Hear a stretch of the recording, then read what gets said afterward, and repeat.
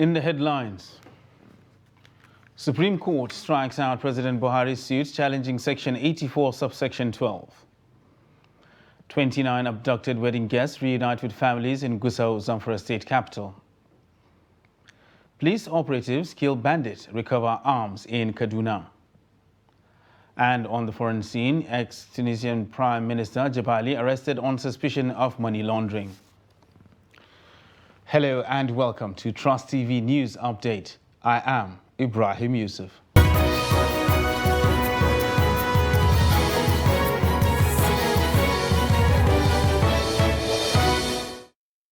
Hello and welcome once again.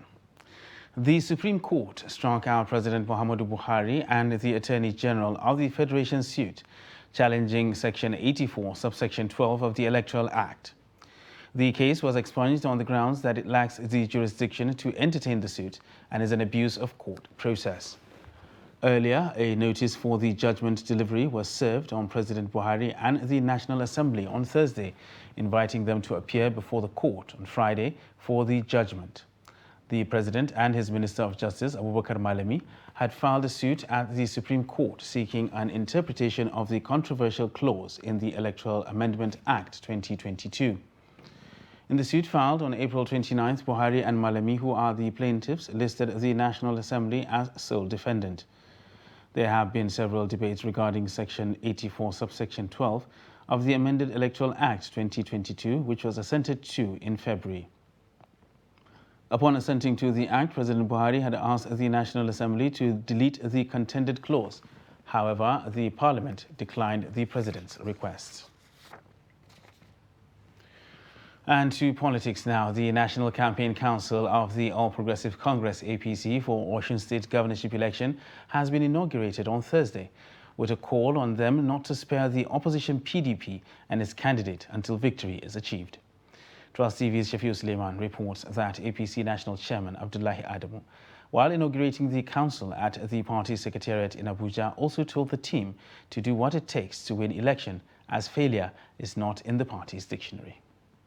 Abdullahi Adamu admits it was not easy securing victory at the just concluded Ekiti election, saying there is even more concern about winning the Osun governorship race due to prevailing political atmosphere in the state. Osun would be more difficult for us because, one, Osun is bigger by population, bigger by number of states, and by number of local governments, and even landmass, yes, thank you for that. And every local government has a unique characteristic for the kind of problems that we face. The national chairman of the APC charged the campaign council to remain resolute and focus on retaining the party's mandate at whatever cost, provided it is within the confines of the law. The governorship, our opposing candidate for the election, we are told that it's a money bag. We are told that's a money bag. It's not our business today how he made the money or how he's making the money, but he is organized as a money bag. So we must be prepared to face him eyeball for eyeball. There is no sparing him for any reason whatsoever. No sparing his party, the PDP, for whatever reason. We are going there to win. Co-chairman of the Osun APC Governorship Campaign Council and Kano State Governor Abdullahi Ganduje gives commitment of the council to the party's victory, predicated on reconciliation within the party. We have told us that we are fighting an opposition when we won a bag, but we want to assure you we have strategy bags.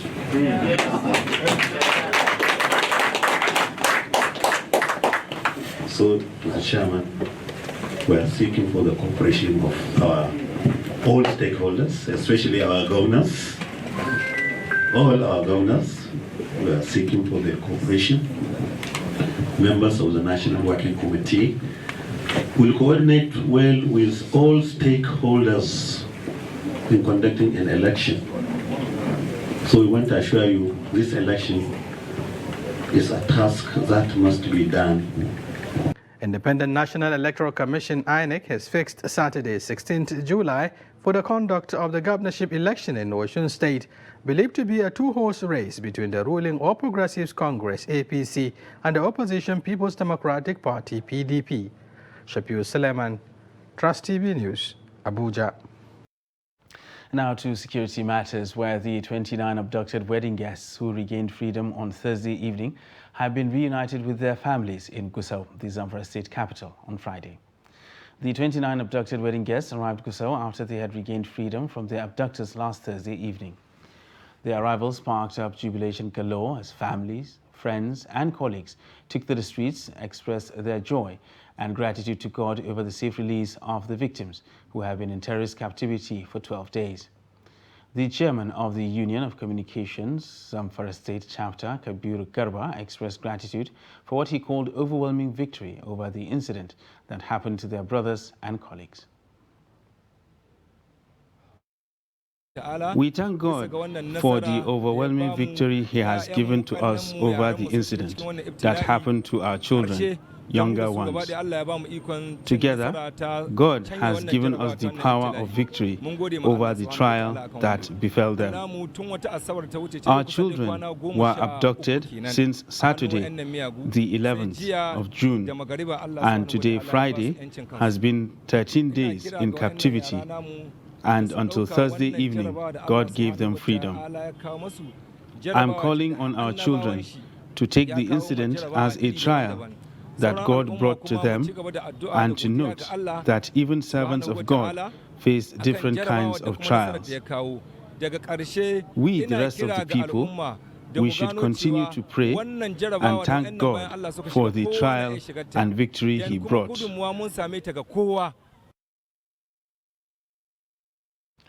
Meanwhile, police operatives in Kaduna State have neutralized a bandit in Giwa local government area of the state.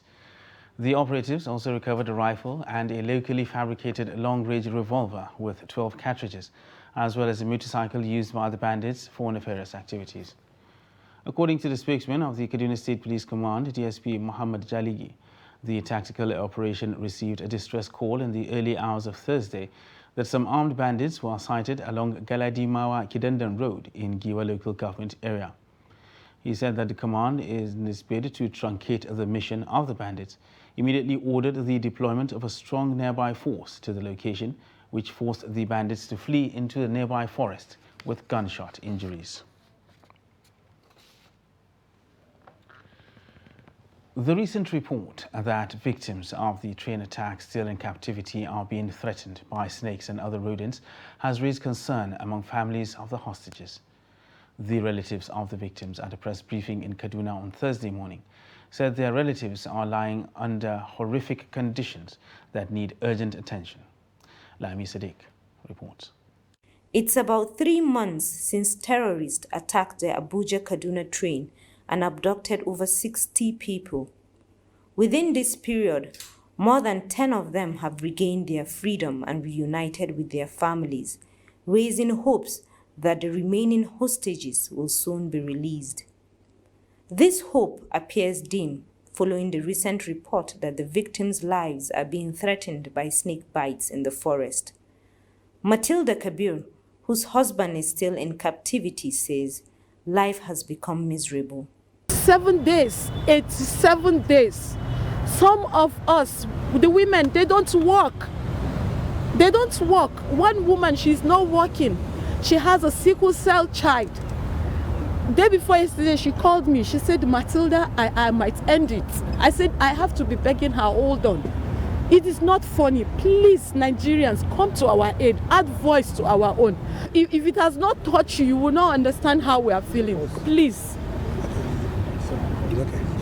Please. From the people that came back, they told us the situation over there.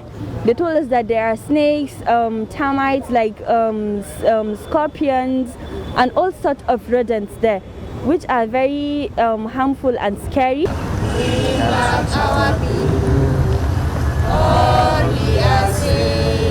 The chairman of the victims' relatives, Dr. Fatai Jimo, says their relatives in captivity are living in deteriorating health conditions and called on those concerned to redouble their efforts to see to their rescue. That our family members still in captivity are living under horrendous conditions. Many of them are sick with poor medical care, in addition to poor nutrition, environmental hazards, and more frighteningly, living in perpetual fear of threats to life. However, we commend the efforts of the Chief of Defense Staff, service chiefs, heads of security agencies, the Presidential Committee, institutions, organizations, and individuals who collectively worked tirelessly for the success of this first phase of negotiation. The relatives also commended the government for facilitating the release of the first batch of 11 persons and expressed hope that others will soon be rescued. Lami Sadiq for Trust TV News, Kaduna. The Theatre Command of Operation Hatinke has inaugurated a new Special Court-Martial Council in Maiduguri. The court will be currently handling 29 cases of officers and soldiers for professional misconduct. The Army 3 Court has disposed of 227 cases. 120 cases have been concluded. 107 cases were proposed for summary trial. In a review of the cases from October 2021 to April 2022, about 30 personnel have been imprisoned, 4 were dismissed, and 25 had rank reduction and loss of seniority. The theatre commander of Operation Hatinke, Major General Christopher Musa, urged the special court to try leftover cases and serve justice accordingly. I always feel very saddened when I have to court-martial my soldiers, my officers, my soldiers, because I know that it is because they want to sacrifice for their country that they join the forces. But again, we have rules and regulations that must be obeyed. Let me assure you, the accused persons, that nobody has any reason to fear as the court will carry out its proceedings in accordance with the provisions of extant rules and regulations. The theatre command has already provided a level playing field for both the accused persons and the prosecution team.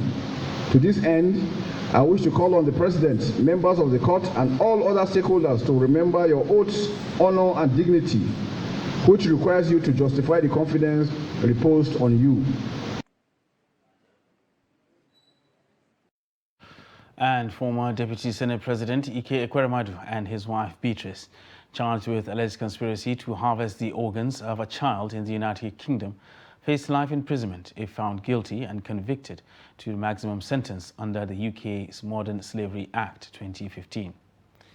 The couple, who were arrested following an investigation by the London Metropolitan Police's Specialist Crime Team, were arraigned before Uxbridge Magistrate Court. The court denied them bail, but ordered that they be remanded till July 7.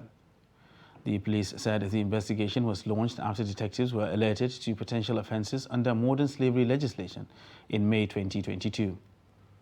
The police added that the child had been safeguarded. Prosecutors said the couple were arrested at Heathrow Airport on their way to Istanbul, Turkey. The prosecutors at the court said Ekweremadu and his wife were being charged for bringing a 15-year-old boy from Nigeria to the UK with the claim that he was to be given a better life, but they were actually meant to harvest his organ. The prosecutors told the court that Ekweremadu procured a passport for the boy and claimed he was 21 years old, but was discovered to be 15.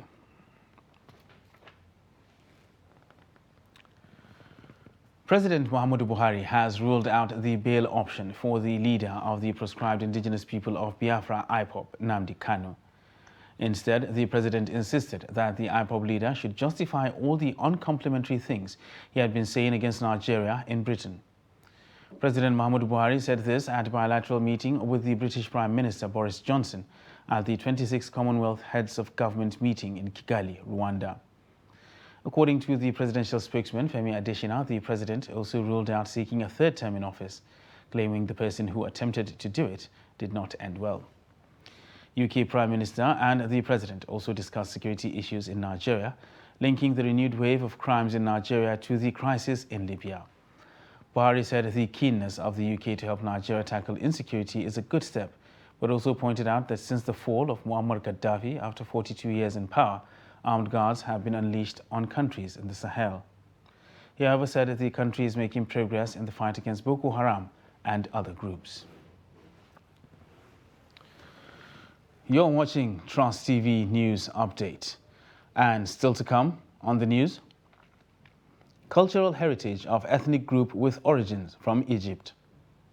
Details of this and more after the break. Do stay with us.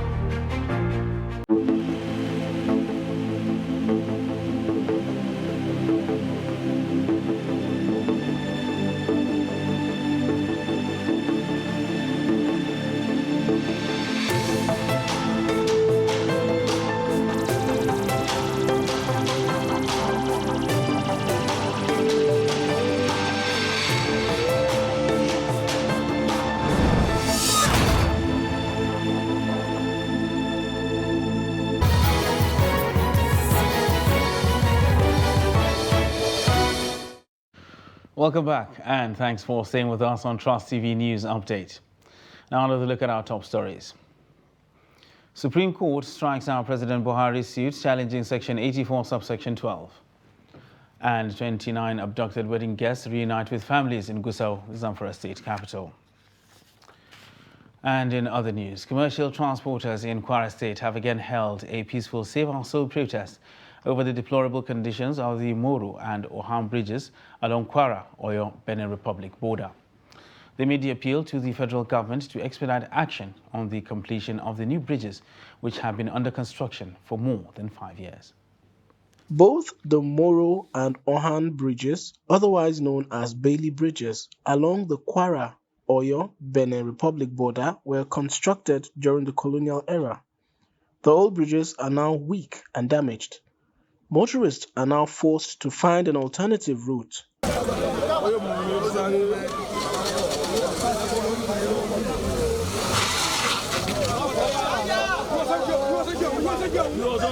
Although this alternative route is not convenient, motorists have no choice but to ply it. The federal government awarded the construction of the new Moro Bridge in 2017, which was meant to be completed in 2018. However, the contractor requested for a review of the contract, but little or no progress had been made. We, members of the Transport Union and the people of the Kwara State, are very displeased with the fact that the contractor has since abandoned the bridge project. This imposes a lot of the hardship on the people, and especially the transport workers and farmers, who are the majority here. This is a major bridge which connects Kwara and Oyo State. The Transport Workers Union have this passionate appeal to the federal government. This construction works has been abandoned since 2018. This caused so much hardship for us, and we beg the Honorable Minister to save our soul and help our business not to collapse. We make this passion appeal to the Federal Ministry of Works, especially the Honorable Minister Babatunde Raji Fashola, to also pay attention to the Oyo Bridge as he does to other elsewhere in the country. On our own side, we are going to make our own presentation to the relevant agency, and I can assure you that something urgent will be done, because we've seen the alternative routes. The alternative route also is not motorable. So, and this is the road that links the Kwara State with Oyo State, and most of the food items pass through this major road. So, and I can assure you that something will be done, very urgent. They are hopeful that their cry will reach the appropriate authorities. But for now, people of the area will have to continue looking for alternative routes, especially now with the rainy season setting in. Nigeria is made up of several ethnic groups, a majority of which are the Igbo, Hausa, and the Yoruba. Within these ethnic groups, however, there are several other tribes numbering 371. The multi-tribal nature of Nigeria may put someone at a loss, especially when such tribes begin to display their unique culture, dialect, among others. Salis Lawan attended the maiden edition of Yandangwaka Cultural Day in Mayobelwa local government area of Adamawa State and files in this report.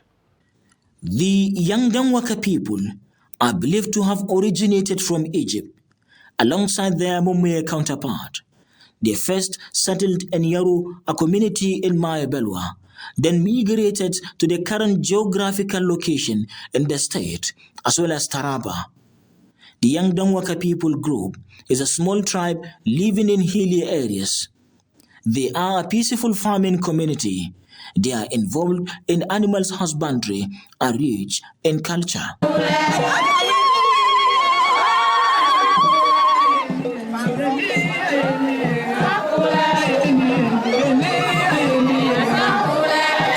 Archery competition by Hunters Group into two marks the opening of the event. The target ring was rolled on the ground for the archers to swiftly hit it.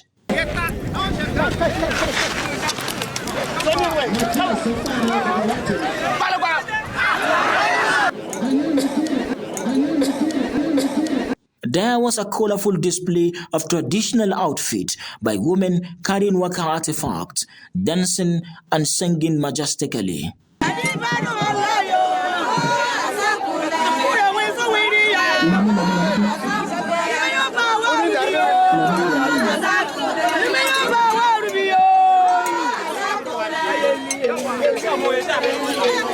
Another troupe of Waka traditional dancers thrilled the event.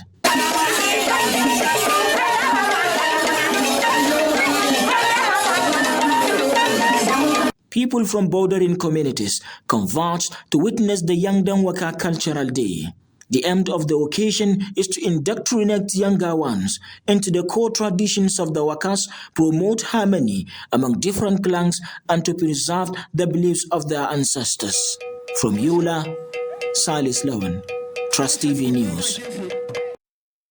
The Acting Director General, National Population Commission MPC, Ugozie Mbagu, says the 187 billion naira earmarked for the 2023 population and housing census slated for April 2023 was inadequate.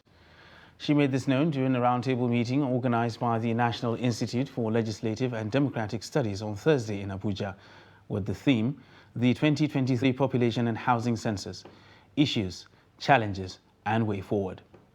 Mbagu said the census was going to be a digital exercise. Therefore, the amount required far exceeded the 187 billion naira. The Acting Director General further said the Commission would, on Monday, June 27th, commence a trial census, adding that arrangements had been made to ensure the security of the enumerators at the different venues of the training. She said the Commission has successfully demarcated 772 local government areas out of the 774 in the country. The House of Representatives has called on the National Lottery Regulatory Commission to ensure that all gaming operations in the country integrate the national identity NIN in their data collection. The call followed the adoption of a motion moved by Ibrahim A. Siaka at plenary on Thursday. Presenting the motion, he said the critical barrier to entry for customers is age and identity verification in age-restricted businesses like casinos and online gaming platforms. He therefore said there is an increased need for such verifications in virtual situations in order to secure both the customers and the operators. Siaka noted that the global gaming market is estimated to generate $400 million to $500 billion yearly. Adding that with the consistency of the current trends by 2022, it is said to be worth around $565 billion, increasing with amounts of revenues coming from online gaming in its many forms. The House mandated that the Committee on Governmental Affairs to ensure compliance. Now look at the foreign scene, where Tunisian police have arrested former Prime Minister Hamadi Jebali on suspicion of money laundering. Police at the city of Sousse seized the phones of Jebali and his wife and then took him to an unknown location, according to a statement by his family on Facebook. Jebali's arrest raises opposition concerns over the human rights situation in Tunisia since President Kais Saied dissolved parliament last July in a move his opponents called a coup. The Interior Ministry declined to comment on Jebali's arrest. Jebali's defense team have said they have been able to meet with him at the detention center where he is being held. Jebali was Prime Minister in 2012 and resigned in 2013 following a political crisis. And in sports, the Super Falcons defeated Nigeria Women's Football League side Niger Rattles FC 1-0 in a friendly game in Abuja on Thursday. Randy Waldrum's side also engaged Bayelsa Queens in another friendly on Thursday, which ended in a draw. The 9-time champions are expected to play more tune-up games ahead of their participation at the Africa Women's Cup of Nations in Morocco. Nigeria are in Group C, along with South Africa, Burundi and Botswana. The Super Falcons will face Dibanyana Banyana of South Africa in their first game in Rabat on July 4th. And that wraps up Trust TV News Update for this hour. For more news, you can subscribe to watch us live on YouTube and of course follow us across all our social media platforms. I am Ibrahim Yusuf. Thanks for watching.